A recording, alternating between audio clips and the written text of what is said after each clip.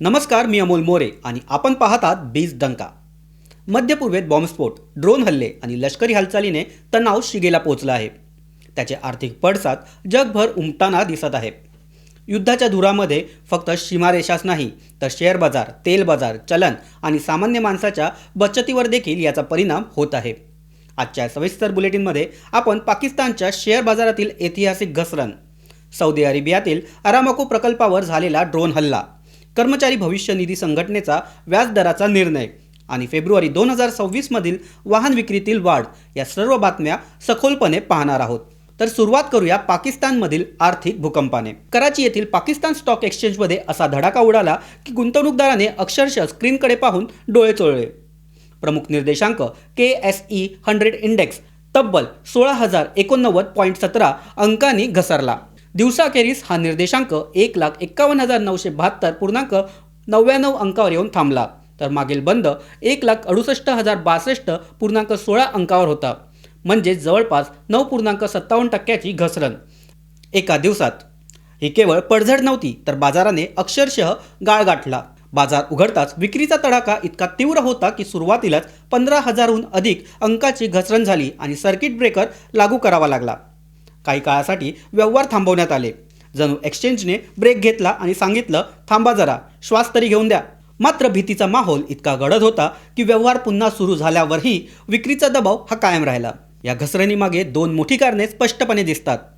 पहिले म्हणजे United states आणि इस्रायल यांनी इराण विरुद्ध केलेले कारवायांमुळे मध्य पूर्वेत निर्माण झालेला तणाव. या तणावामुळे तेल दर वाढतील, वीज पुरवठा खंडित होईल, व्यापार मार्गावर परिणाम होईल या भीतीने जागतिक गुंतवणूकदार आधीच अस्वस्थ होते.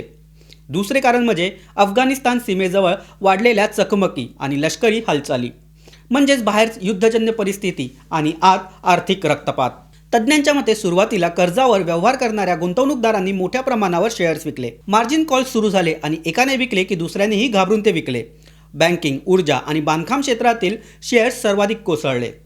काही संस्थात्मक गुंतवणूकदारांनी शेवटी खरेदी करून बाजार सावरण्याचा प्रयत्न केला, पण तोपर्यंत नुकसान मोठ्या प्रमाणावर झाले होते. पाकिस्तानची अर्थव्यवस्था आधीच महागाई, परकीय चलन टंचाई आणि प्रचंड कर्जाच्या ओझ्याखाली दबलेली आहे. अशा वेळी जागतिक संघर्षाची भर पडल्याने गुंतवणूकदारांचा विश्वास डळमळीत झाला. चलनावर दबाव, आयातीचा वाढलेला खर्च आणि वित्तीय तुटीचा प्रश्न अधिक तीव्र होण्याची शक्यता आहे.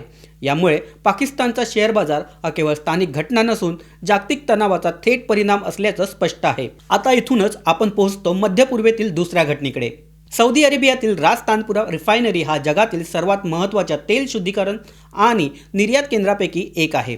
हा प्रकल्प सौदी अरेमेको या सरकारी तेल कंपनीच्या मालकीचा आहे. येथे झालेल्या ड्रोन हल्ल्यानंतर एका भागात किरकोळ आग लागली, मात्र ती लवकरात नियंत्रणात आणण्यात आली. जीवितहानी झाली नाही, परंतु सुरक्षेच्या कारणास्तव काही काळ हे कामकाज थांबवावं लागलं. रास तानुरा हे केवळ रिफायनरी नाही, तर सौदी अरेबियातून जगभर कच्चे तेल पाठवण्याचे प्रमुख टर्मिनल आहे. सौदी अरेबिया दररोज सुमारे 70 ते 75 लाख बॅरल कच्चे तेल निर्यात करतो. जगातील एकूण दररोज वापर सुमारे 10 कोटी बॅरल इतका आहे. त्यापैकी 9 ते 10% उत्पादन एकट्या सौदी अरेबियाकडून होते.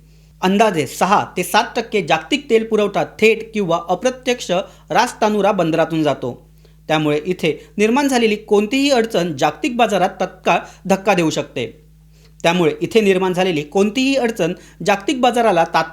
देऊ शकते. सौदीचे तेलाचे सर्वात मोठे ग्राहक आशियाई देश आहेत. चायना दररोज सुमारे 18 ते 20 लाख बॅरल आयात करतो.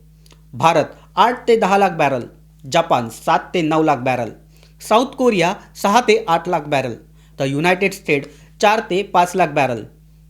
यामुळे या प्रकल्पावरील हल्ला हा केवळ सौदी अरेबियापुरता मर्यादित नसून जागतिक ऊर्जा सुरक्षेचा प्रश्न आहे. याच तणावाचा परिणाम तेल दरावर झाला आणि आंतरराष्ट्रीय बाजारात चढ उतार दिसून आले. तेल दर वाढले की त्याचा परिणाम आयात निर्यात, चलन, महागाई आणि शेअर बाजारावर होतो. पाकिस्तानच्या बाजारातील घसरण आणि रास तानुरा हल्ला यामधील दुवा इथेच दिसतो. ऊर्जा अस्थिरता म्हणजे आर्थिक अस्थिरता. या जागतिक अनिश्चिततेच्या पार्श्वभूमीवर आता भारतातील नोकरदार वर्गासाठी महत्त्वाची बातमी. कर्मचारी भविष्य निधीवरील व्याजदराचा निर्णय. एम्प्लॉई प्रॉव्हिडंट फंड ऑर्गनायझेशन म्हणजेच EPFOने आर्थिक वर्ष 2025-26साठी भविष्य निर्वाह निधीवरील व्याजदर 8.25% कायम ठेवण्याचा निर्णय घेतला आहे. हा निर्णय सेंट्रल बोर्ड ऑफ ट्रस्टी यांच्या 239व्या बैठकीत घेण्यात आला. बैठकीचे अध्यक्षस्थान केंद्रीय मंत्री मनसुख मांडविया यांनी भूषवले. देशभरातील सुमारे 7,80,00,000 सदस्यांना त्यांच्या ठेवीवर 8.25% वार्षिक व्याज मिळणार आहे. अंतिम मंजुरीसाठी प्रस्ताव वित्त मंत्रालयाकडे पाठवण्यात आला आहे. गेल्या काही वर्षात व्याजदरात चढ उतार झाले. 2021-22 मध्ये हा दर 8.10% खाली आला होता. त्यानंतर तो 8.15 आणि मग 8.25% स्थिरावला. सलग तिसऱ्या वर्षी हा दर कायम ठेवणे हे स्थैर्याचे संकेत मानले जात आहे. आता वळूया अर्थव्यवस्थेच्या आणखी एका महत्त्वाच्या निर्देशांकाकडे, वाहन विक्री. फेब्रुवारी 2026 मध्ये वाहन विक्रीत लक्षणीय वाढ नोंदवली गेली. देशातील सर्वात मोठी कार उत्पादन कंपनी मारुती सुझुकीने फेब्रुवारी महिन्यात 2,13,000हून अधिक वाहनांची विक्री केली. वार्षिक तुलनेत सुमारे 7% वाढ ही नोंदवली गेली. देशांतर्गत मागणीसोबतच निर्यातही वाढली आहे. हुंडाई मोटार इंडियाने सुमारे 66,134 कारांची विक्री केली. यांच्या विक्रीत सुमारे 12% वाढ नोंदवली गेली. टाटा मोटर्सने अंदाजे 63,331 प्रवासी वाहनांची विक्री करत सुमारे 35% वाढ दर्शवली. SUV आणि इलेक्ट्रॉनिक वाहनांना चांगला प्रतिसाद मिळत आहे. टोयोटा किर्लोस्कर मोटार आणि किया इंडिया यांनीही अनुक्रमे 20 आणि 10% वाढ नोंदवली. ग्रामीण भागातील मागणी, सुलभ कर्ज सुविधा आणि नवीन मॉडेल्समुळे विक्रीला चालना मिळाली. जागतिक तणाव असून देखील देशांतर्गत मागणी मजबूत असल्याचे हे संकेत आहे. तेल दर वाढले तर वाहन उद्योगावर परिणाम होऊ शकतो, परंतु सध्या मागणीचा वेग कायम आहे.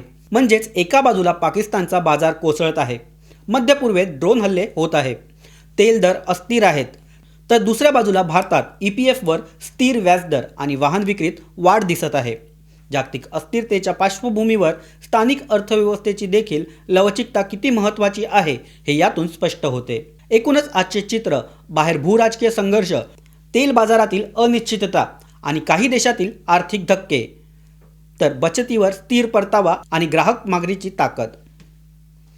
पुढील काही दिवसात मध्य पूर्वेतील परिस्थिती, तेल दर आणि जागतिक बाजाराची दिशा यावर सर्वांचे लक्ष राहणार आहे. आजच्या या सविस्तर विश्लेषणाबद्दल आपले मत आम्हाला कमेंटमध्ये नक्की कळवा. व्हिडिओला लाईक करा, शेअर करा. बीज डंका चॅनलला सबस्क्राईब करायला विसरू नका. धन्यवाद.